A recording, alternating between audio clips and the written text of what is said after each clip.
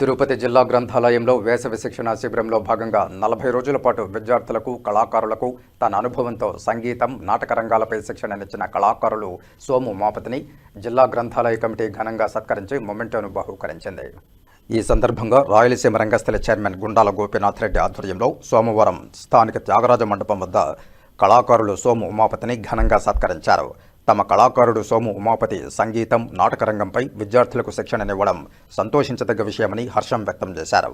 ఈ కార్యక్రమంలో రాయలసీమ రంగస్థల చైర్మన్ గుండాల గోపీనాథ్ రెడ్డి, సభ్యులు కొట్టే సుబ్రహ్మణ్యం రెడ్డి, పురోహితుడు సురేష్ స్వామి, పొన్నాల జేజిరెడ్డి, తులసిరామ్ నాయుడు, కె ప్రతాప్, తొండమనాటి సుబ్రహ్మణ్యం రెడ్డి, గాయకులు పద్మనాభం, రామకృష్ణారెడ్డి, మల్లారపు రవిప్రసాద్ తదితరులు పాల్గొన్నారు.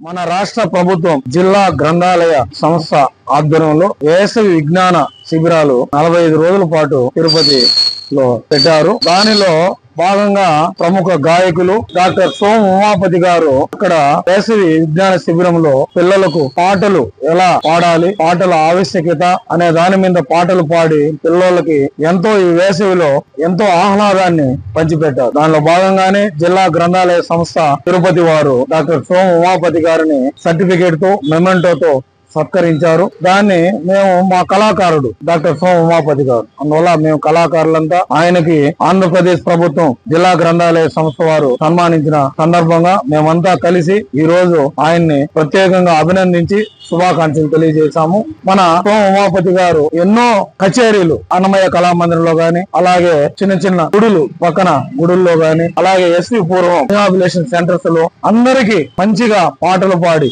వారిని ఎంతో ఆనందింపజేస్తున్నారు.